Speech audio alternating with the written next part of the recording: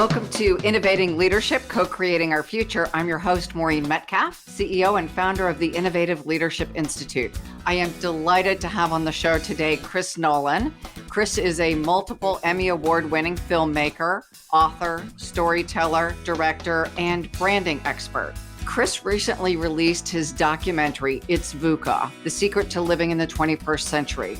The title says it all. Today, Chris and I are going to talk about his movie, his book, and most importantly, how you, our listeners, can build the skills to respond to the current environment. So, Chris, welcome.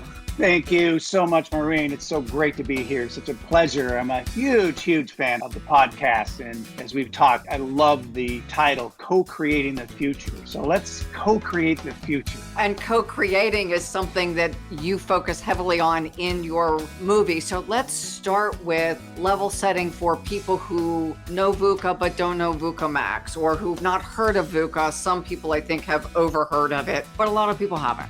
Well, let's start with the genesis of the movie. Let me just tell a story of how I got to make this movie. So it was a beautiful morning, 72 degrees in March 2020. The sun was out, the blossoms were just coming out on our fruit trees, and the world was in DEFCON 4, right? We were going into the abyss, and soon learning that almost all my film projects and a documentary I was working on with my partner, who became the co-producing partner of the movie, just went poof.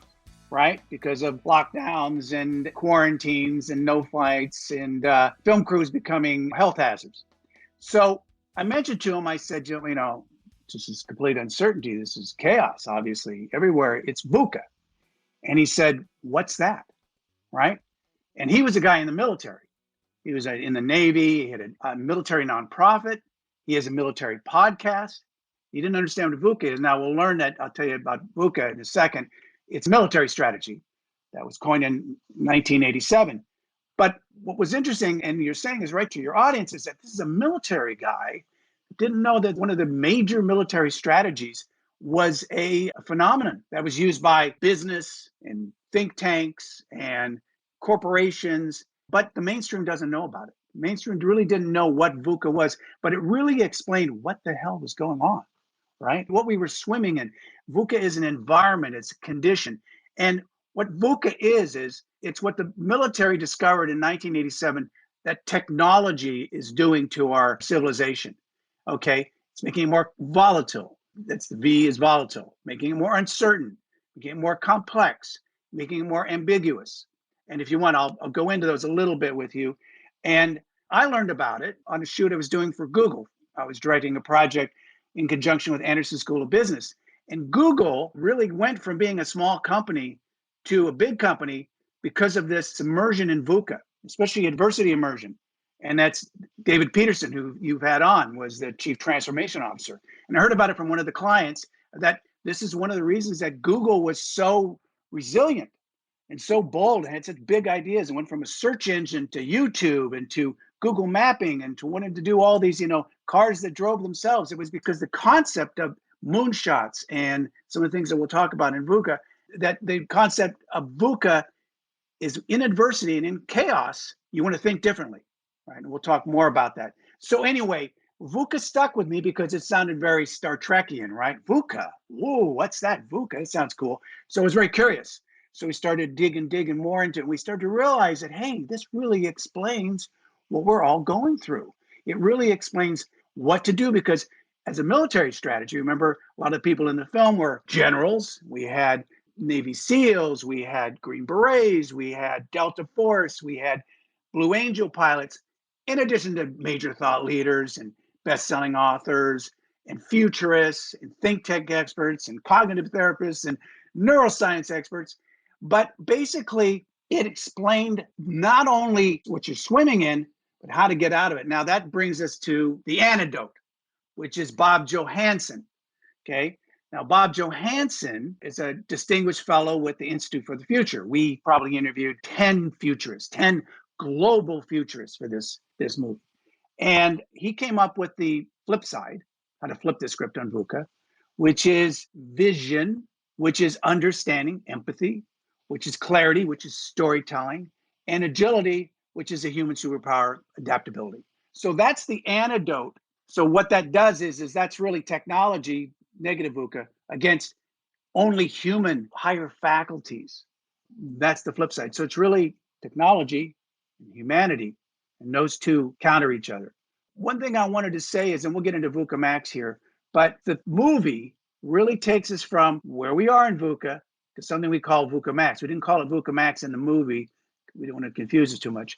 But the idea here is that we all need to know that the future is moving faster than we think. Okay? The movie gave what we're going through a name. And once you give things a name, they get knowledge. And once you have knowledge, you know how to solve things. That's what humans do. But unless you know what you're dealing with, you're in stress. You're in chronic stress all the time. You're overwhelmed. You're burnt out. You can't go forward. So that's why it's really important. We have a lot of companies that are showing this to their employees. Boeing, for one, all their divisions. A lot of nonprofits are taking it. And maybe the CEO, like you said, knows about VUCA. But the people don't. They go, oh, wow, that's why I'm stuck. That's why I can't go forward. That's why I feel paralyzed. And I got a pretty negative viewpoint of the future. And a lot of kids really have a negative viewpoint. So one last thing. The movie takes you on a hero's journey. I'm a storyteller. I all think in story. Everything I do is a story. Okay? Takes you from recognition, that's that knowledge, awareness of where we are, into a necessity to act. That's what you have to do. Offensive mindset. That's what VUCA gives you. You have to have an offensive mindset. That's the call in the hero's journey. Then you go into conflict. And to conflict, you have to have resilience. We go one step further into vertical thinking, which we'll talk about, I'm sure, which is called anti-fragile resilience. Then we go one step further, as in a story you do, where you get some powers from your mentors usually, and you start to get into higher capabilities. You start to get, we call it flow, we call it the OODA loop, but you get into higher capabilities and higher performance. You get into peak performance modes, which you didn't realize you had. Go from more limited to kind of an unlimited quality. Then you gain foresight, which is the fifth chapter of the movie, future back thinking. And then you have courage and creativity, which is really important today, courage and creativity. And then you add wisdom. There's your hero's journey. Thank you. That just gives a beautiful recap of what you do in 90 minutes in the movie. And we're going to be using it in all of our courses as the launch of the course to help people understand the journey we're taking them through. Because our idea is VUCA solves me more than I solve VUCA, right? That as I encounter VUCA and VUCA Max, I have to be different. In a bit, I'll have different skills that I'll bring to bear, but I'll also have different mindsets. And your point about courage and being anti-fragile, I will actually be different than I was when I first encountered this. And that changing ourselves that you talk about in the hero's journey, just like the many brilliant stories like Lord of the Rings, that they leave the Shire, they go, they conquer, they face all kinds of challenges. What we don't think of as leaders in corporations and leaders of organizations is we go through that same emotional process of changing and then coming back and reintegrating. It's nice in the movies, but we don't think about that it's also us. That when someone steps into one of your workshops or one of my workshops, they change their worldview, the way they look and meet problems, the way they interact with their teams, the way they interact with these challenges that you're talking about, overwhelm. And how do I shift from this sense of anxiety and overwhelm to optimism in the face of these challenges? And to your point, that set Google apart from fill in the blank competitor who isn't where Google is right now. Oh, exactly. And I love your analogy to the Lord of the Rings and Gandalf, because one of the things I don't like in business is the concept of the word manager. I like the word mentor or guide, because that's, I think, what we really are. And as a director, that's what I am. When you're on camera, I'm not managing you. I'm trying to guide you and bring the best out of you, right? I want you to be better than you think you can be. I want to find that unlimited part of you. So I love that. And that is story oriented. I have talked to leaders who are more senior in their career. Yeah, there are certain things that our young folks just know better, like in many cases, technology. are more experienced. People have more years on the planet and have been through more things, and in many cases are significantly wiser.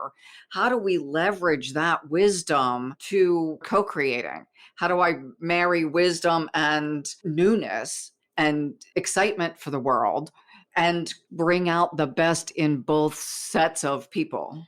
I will, especially today, I think it is two sets. You have a younger generation that is so tech savvy that you have to access that.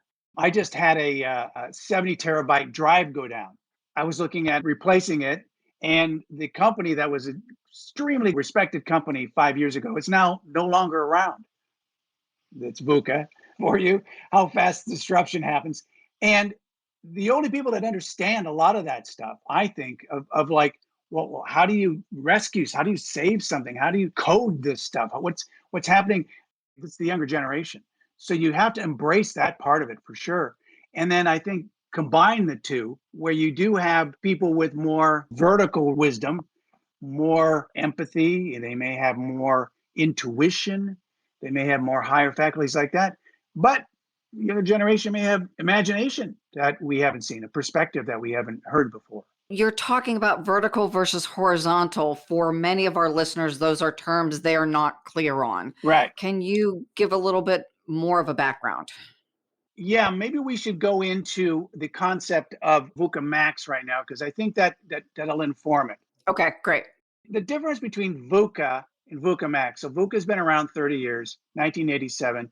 It was really something where the military said, what's happening on the battlefield? Well, technology is changing the game from being a big army to being small armies, small insurgents with computers and satellites and cell phones could outsmart a big army. So we had to go small. We had to go team of teams. So that concept has existed for 30 years.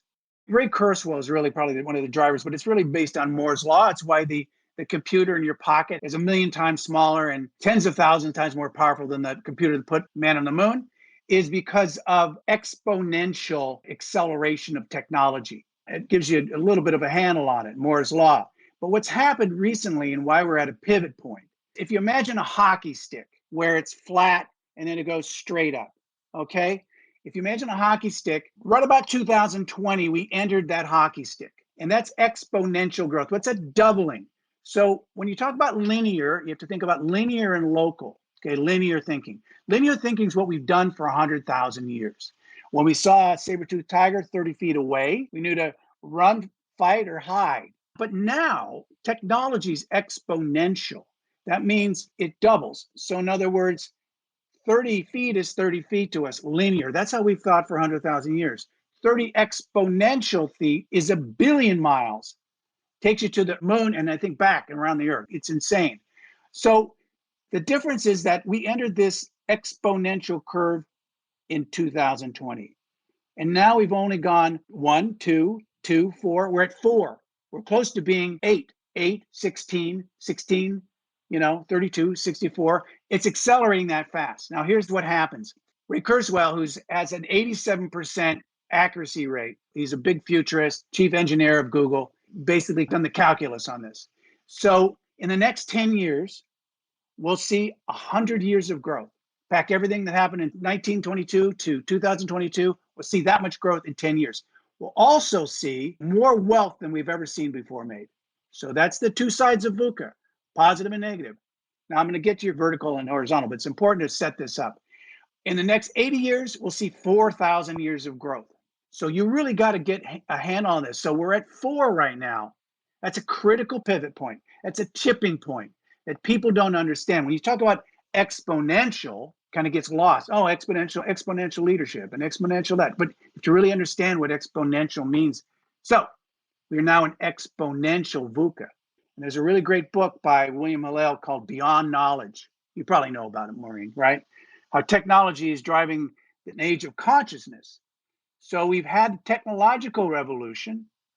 Where's the human revolution?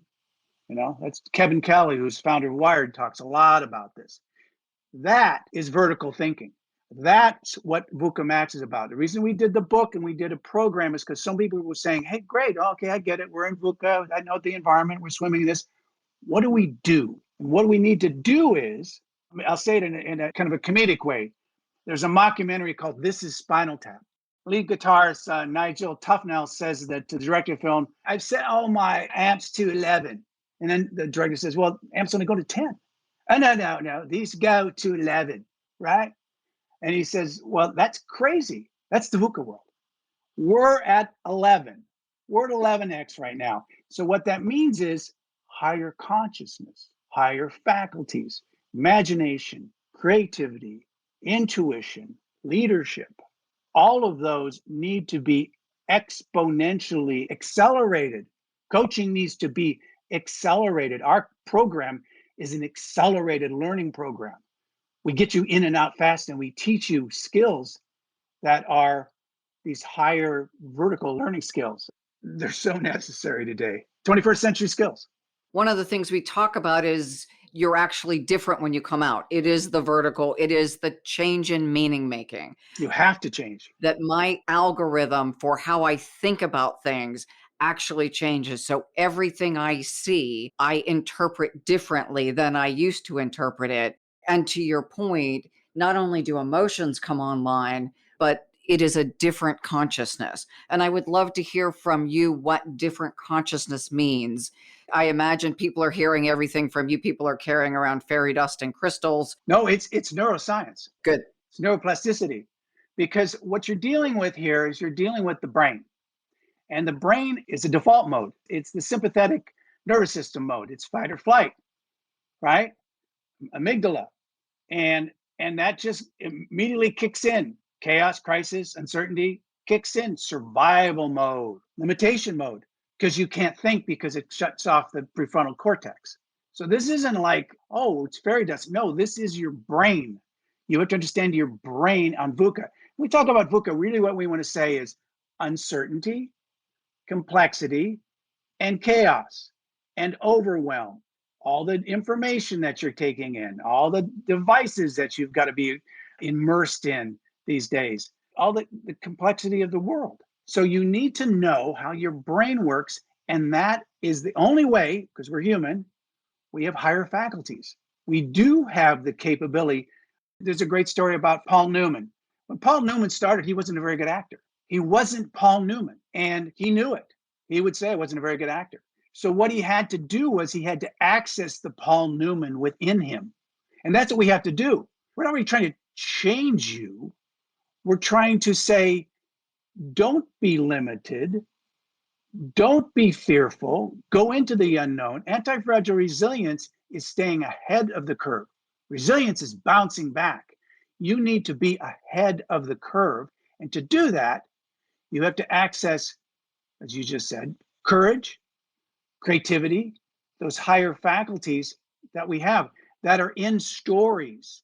That's what stories are about. They're telling you that. You're going to have to face stuff, and you're going to have to embrace it wantingly. You're going to want to say, bring it on. Bring on the fear. Bring on the conflict. Bring on all of that chaos, because I know on the other side, I'm going to find the best Marine there is.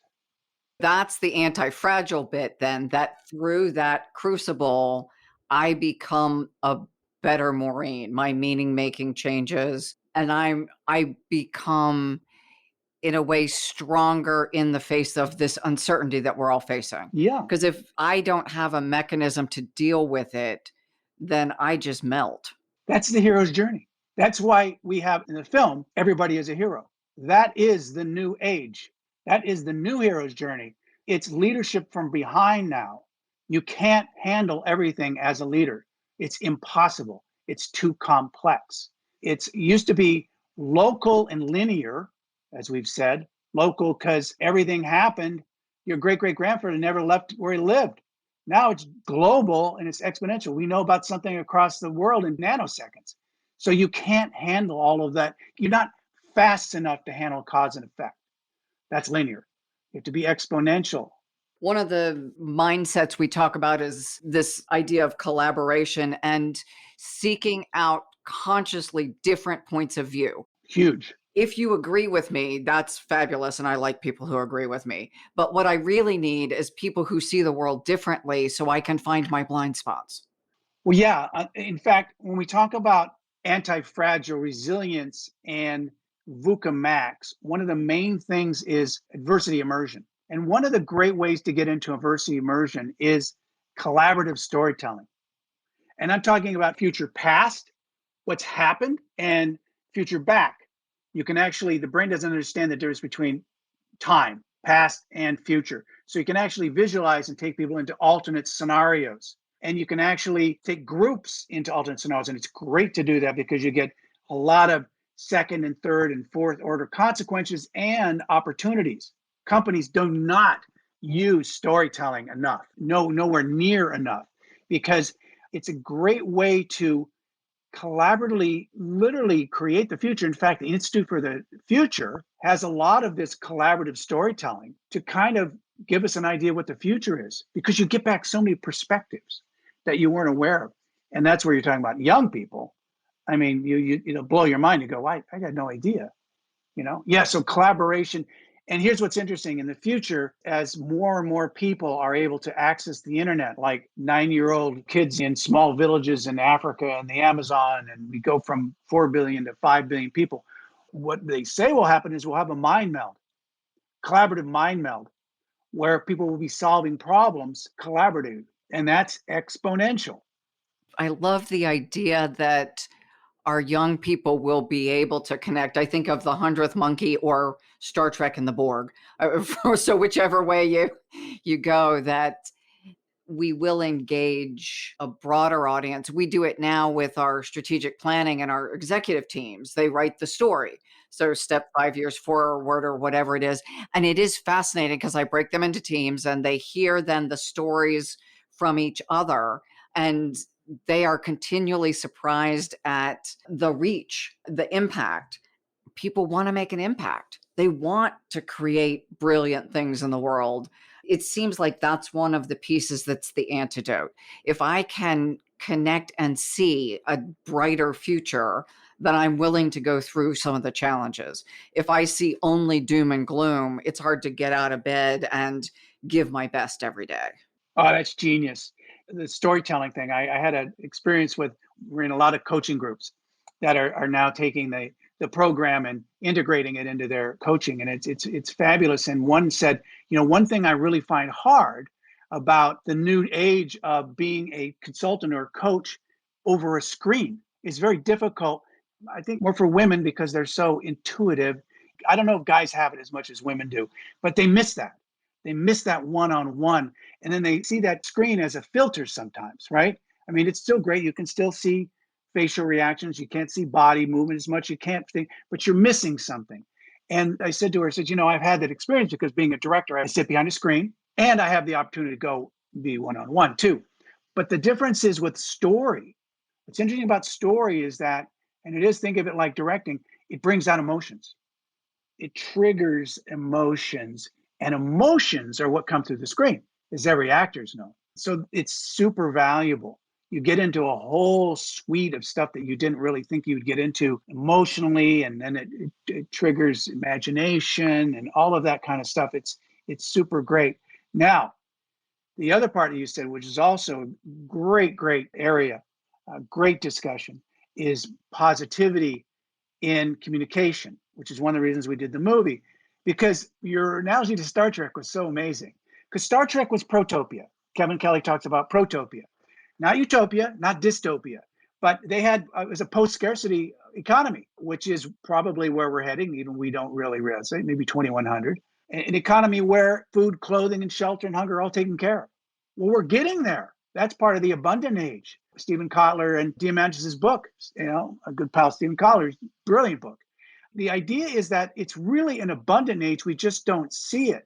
Now I'm dealing with a futurist in Europe. We're probably not top 5 futurists. We're working on a series called Protopia. It's kind of an anti-Black Mirror because we don't have enough of that in our zeitgeist. There's so much dystopia in our media, in our news that we have to absorb. People don't feel good about the future. This film, which has an optimistic ending and a positive outlook, is meant to change that dynamic. I love the idea that you're putting into the world positivity, because to your point, It's hard to turn on the news and walk away feeling uplifted these days, no matter what side you're on. Yeah. It's interesting, and you deal with a lot of leaders and CEOs and stuff. It's interesting to see that only a handful really say, I'm going to take up the mantle and change. And most are just really just trying to stay afloat. And one of the things I hope the movie does and the program does is say, you don't want to do that. That's the opposite way to think in VUCA. Jim Collins did a big study of 20,000 companies. He used VUCA as a benchmark for those that had moonshot goals, BHAGs, and wanted to change in chaos and crisis.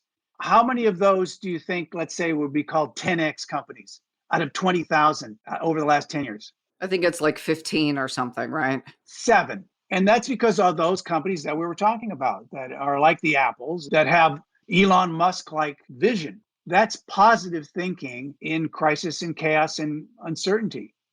Elon Musk basically said, I think I'm going to become a car company and a space company in the period of under 10 years. Oh, really? Oh, okay, sure. Right. He did it. Basically, Ford and NASA put that one together. And now he's going to have the whole Elon ecosystem. It does take vision, and it does take courage, and it takes all those mindsets. A lot of the stuff that we have in the program is about moving people from powerless to powerful, from limited to unlimited, from pessimism to optimism. We have a thing called the VUCA state of mind, which really graphs your whole organization or your team. Where are they on that graph? And it's important to see that because you kind of start to see, as you said, I think a couple of minutes ago, you talked about, well, how do you change their identity and their beliefs and their attitudes and their story? And you really need to know where they are in their story to do that, because belief is living in the past. So you have to change. As you said, you really have to look at that. You go, well, where are you now? Actually, a bunch of beliefs become an attitude. As we know, those are all choices. That's a human superpower. It's their ability to choose. One of the things that's fascinating to me right now is awareness. That as I think more or focus more on who I am, 1 out of 8 billion people on the planet. So what does that mean for me? And what does it mean for people around me and the impact I can make? And yet so much of my thinking is habitual. Yes. So I see myself as this. I'm 5'3". I live in Ohio. Those things that aren't necessarily abundant, they're just demographic. If I think about superpowers and abundance and exponential impact in the world, I'm a very different thing. It is the continual change of awareness and being aware of what I think and how I am in the world that allows me to be the person I'm trying to become. Yeah. A big part of our program is VUCA Max warrior training, we call it. Okay. That's really part of the anti-fragile resilience. That's part of the conflict part of the hero's journey. The thing that we really stress in that, and this is Maslow, which is that you're either plus oneing or minus oneing your mind all day long, right? You're either going forward or back. So we don't want to overwhelm the audience with saying, hey, you've got to be exponential right now. You've got to do this. You've got to do that. You've got to do this. It really gets down to getting under the hood of who you are, right?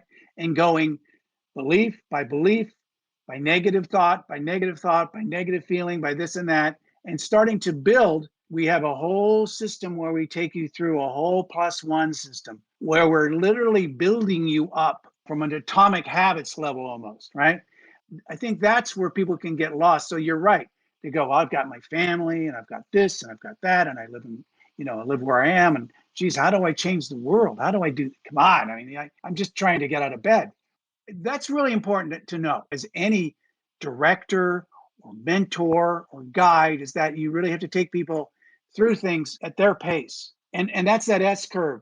We deal with companies like that. We're actually dealing with law enforcement companies and police departments now where they get a bunch of recruits and we onboard them. Well, there's some that are ready to go and some that need a little bit more. So you're right. You really have to understand your story.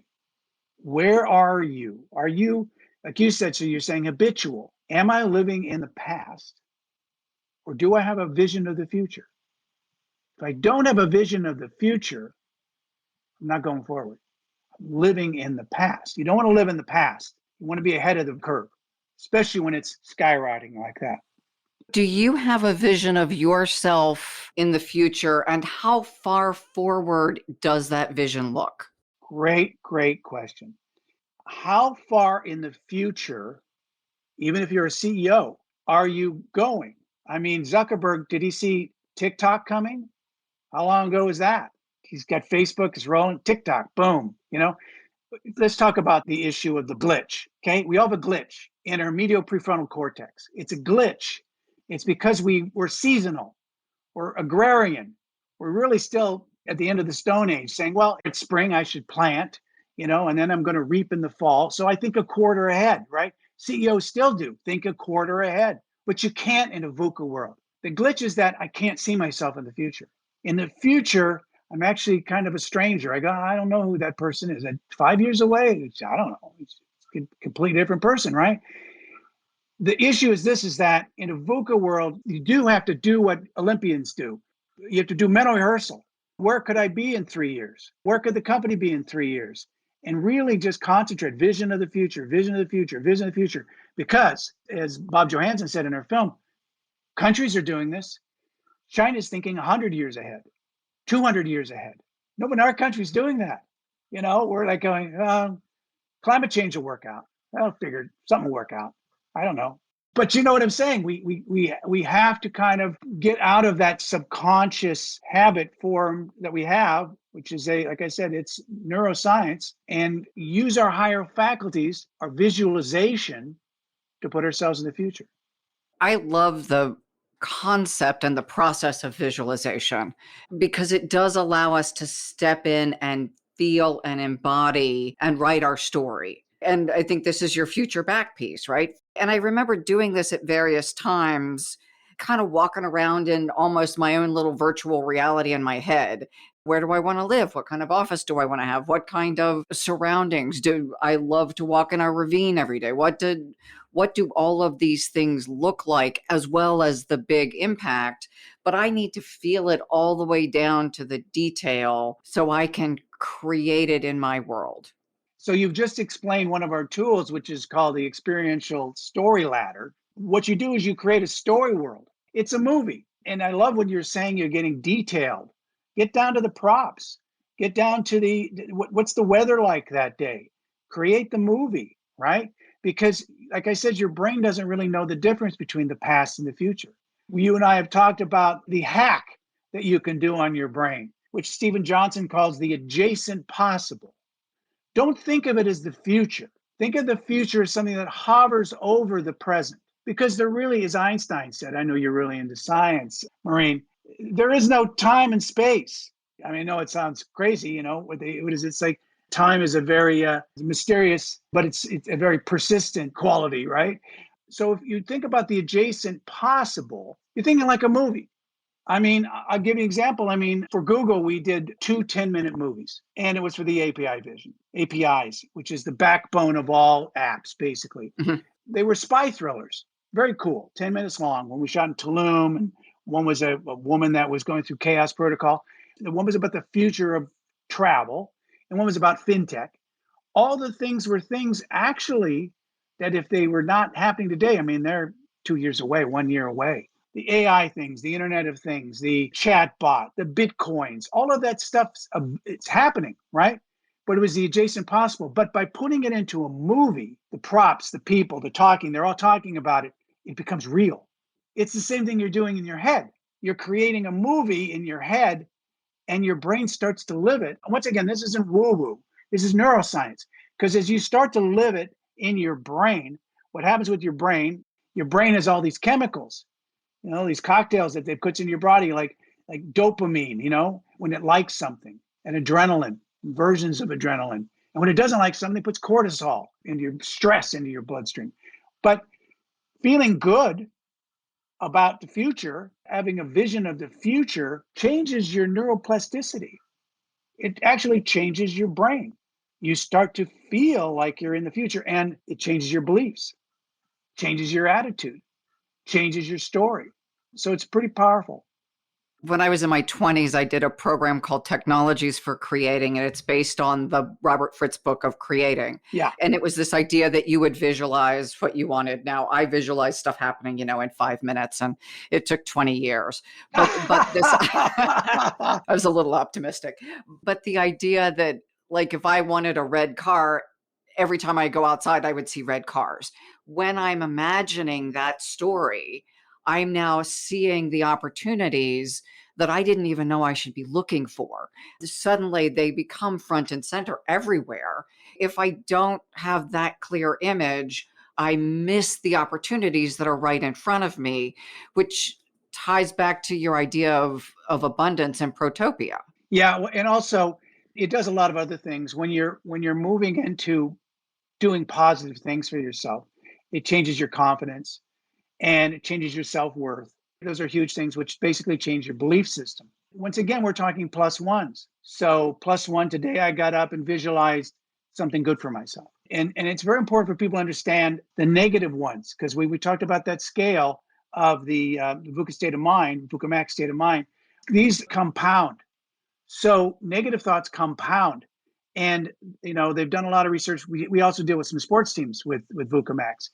If you talk out loud, it has 40 times the negative power of just a thought. Right? They've done research on this, like with sports teams, where somebody's saying, "Oh, I don't think we're going to do it," And there's a great story of Bill Buckner, who was with the Red Sox. He was getting an interview with ESPN. He was in the World Series, and he said, "Well, you must be thrilled to be in the World Series." He said, "Yeah, it's great, but you could have a slow grounder go through your legs, and you'd be the GOAT." Said that on ESPN.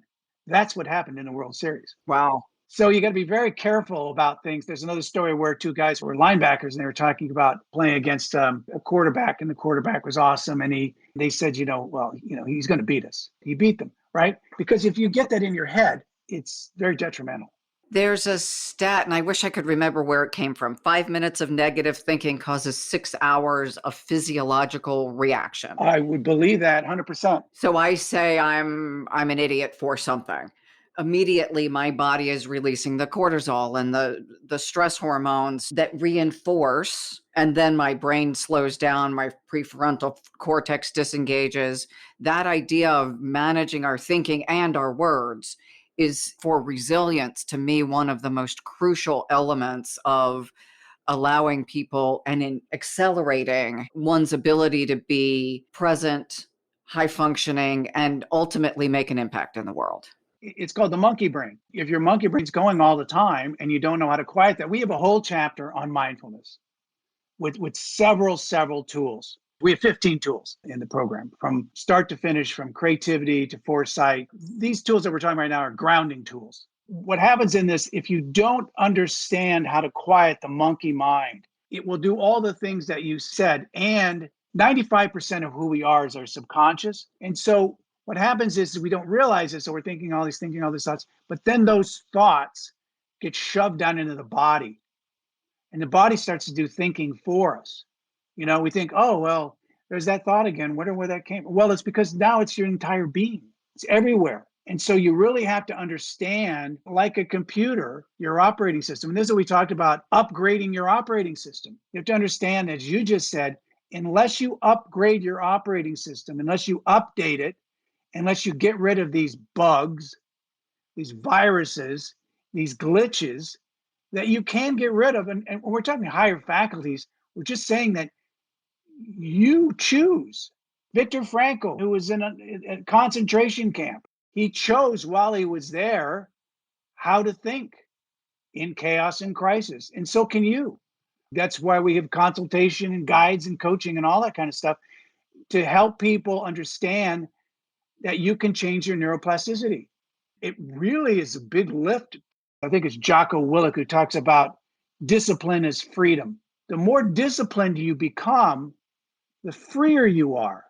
Once you get disciplined and understand how to overcome these negative thoughts, it's like the light comes out of you. You go, oh gosh, now I feel much more capable.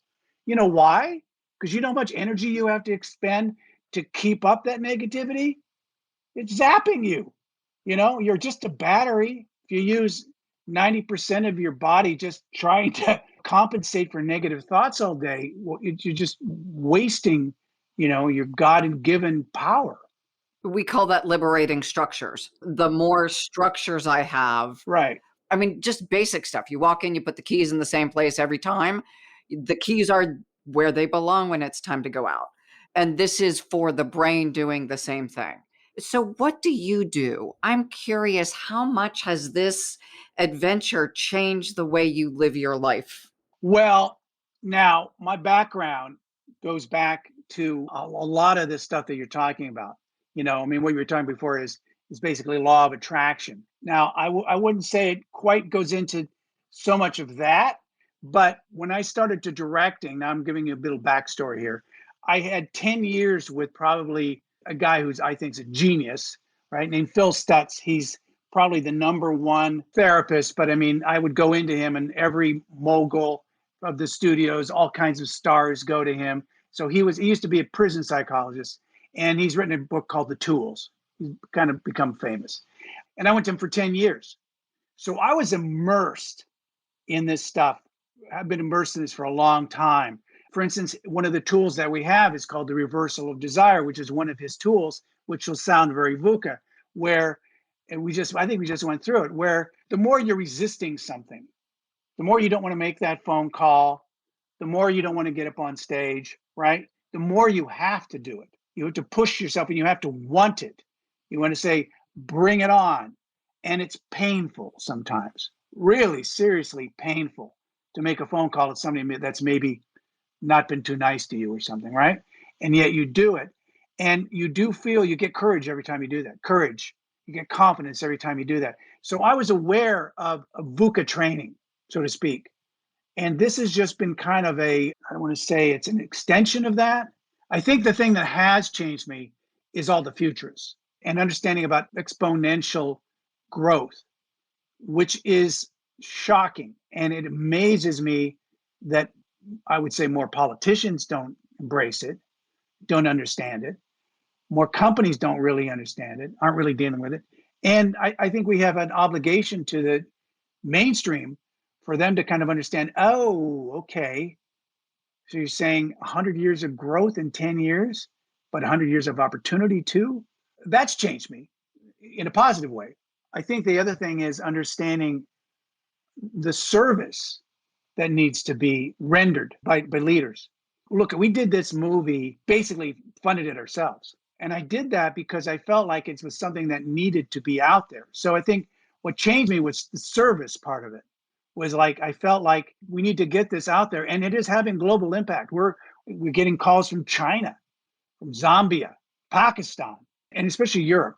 Europe's very hip to this VUCA stuff and VUCA Max too, because this really is an age of consciousness we're into right now. If we don't develop sustainable civilizations, we're going to face disastrous consequences.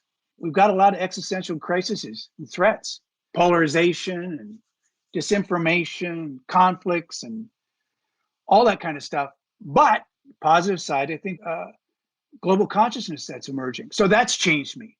And I love being with someone like you that shares these same thoughts because it's collaborative storytelling. It's a mind meld to go, oh, I found a kindred soul. Dan, too, by the way, who's off camera.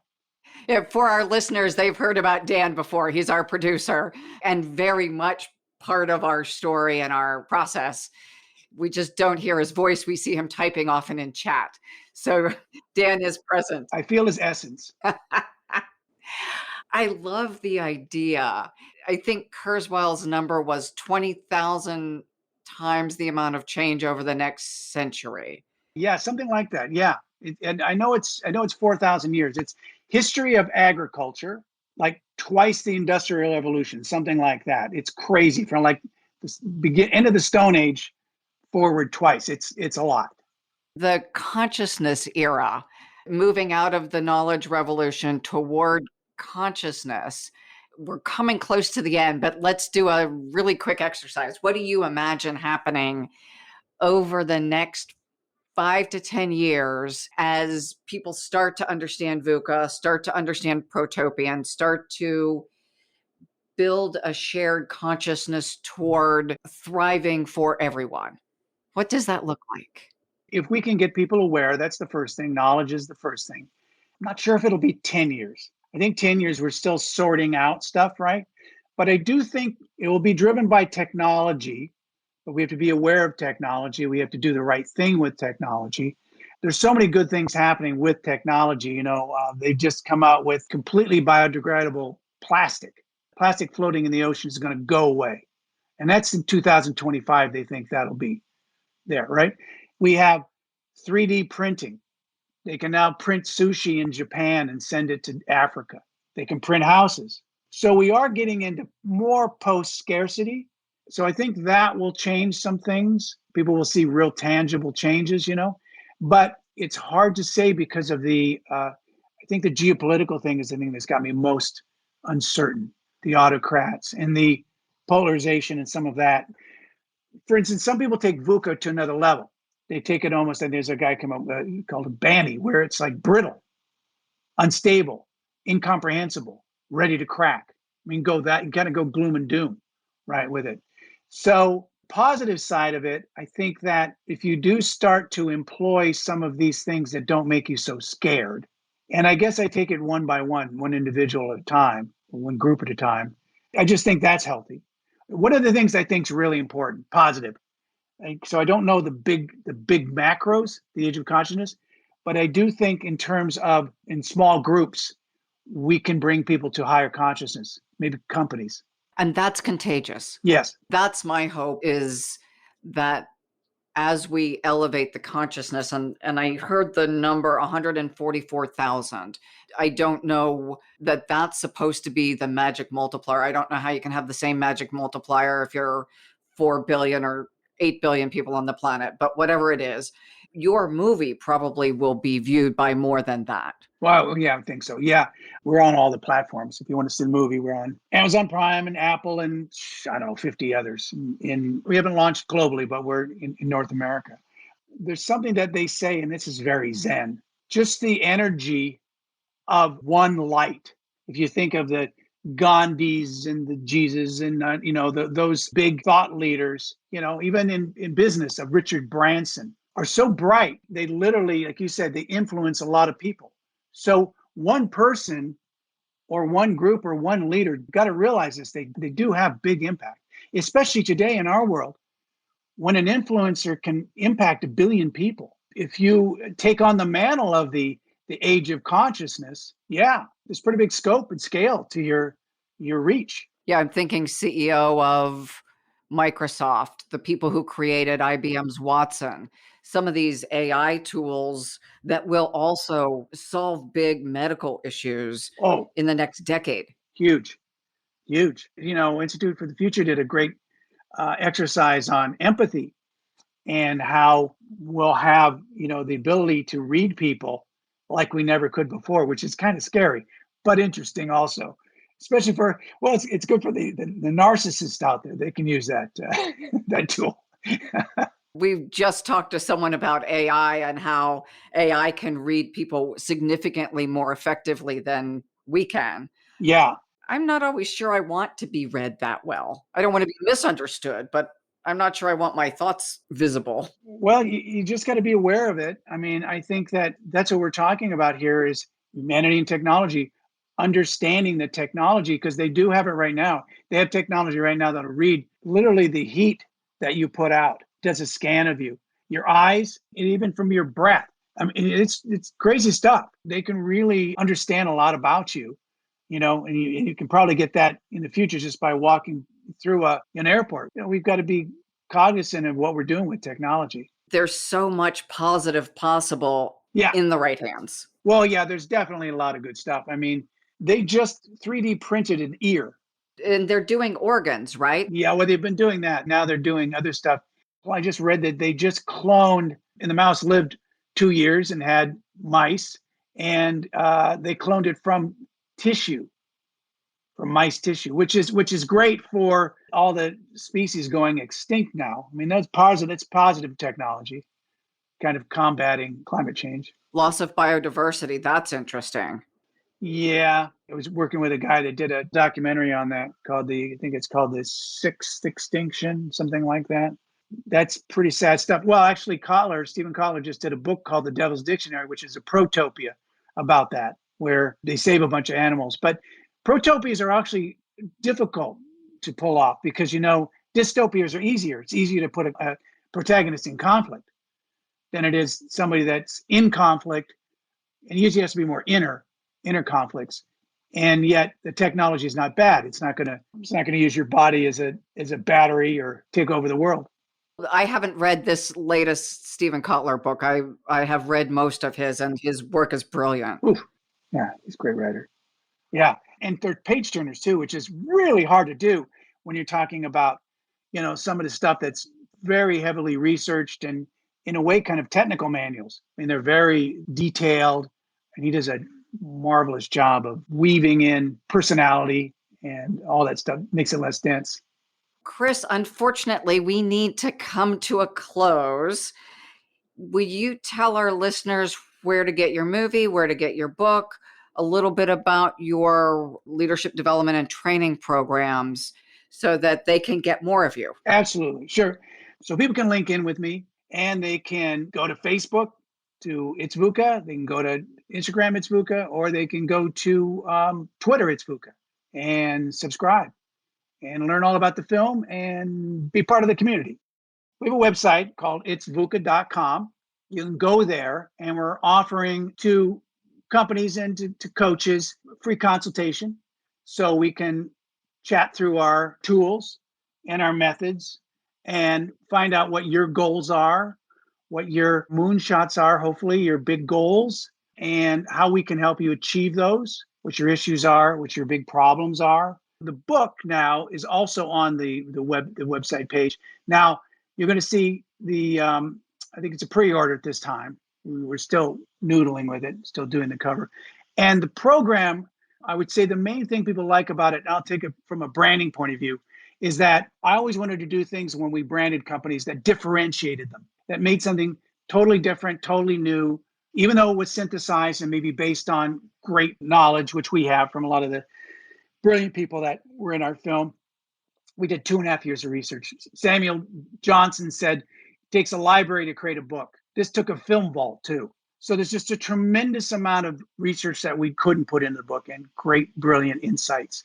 So we've synthesized those into new ideas, really tailored and designed for the world we're in. It's this exponentially accelerating world, crazy, skyrocketing change in crisis, chaos, and uncertainty. It's all the way from the big ideas through the plus ones, as we talked about. And like I said, it's also based on the hero's journey. Those 6 steps that I talked about, we take you through all those 6 steps. Thank you. And the video is? The movie is everywhere. You can find it everywhere. It's VUCA, The Secret to Living in the 21st Century. And like I said, the big thing about the movie you'll find is that you'll see backstories on what VUCA was, and then it'll shift into what we call VUCA Max, which is you'll see it's the accelerating curve, and you'll learn more about that and how that's impacting us. It's great. I mean, it's got all these 3-star generals. It's got, like I said, all these elite forces. It's got all these great thought leaders. It's got futurists in it. And yet it comes out at the end to make you feel very good about, very uplifted. The weird thing about when you were talking about the law of attraction is that we've had people actually say, this is crazy, that this reminds me of The Secret, because they say, well, it's like this VUCA was a secret. And all of a sudden now I know about it. And now I kind of understand a little bit more about how the world works, and in this case, it's real. I'm not saying The Secret's not real. I'm just saying that it's not based on philosophy. This is based on battle-tested methodologies from the War College and great thought leaders and business leaders. And neuroscience. That is what we couldn't put into the book, a lot of the neuroscience, because obviously that gets much more detailed.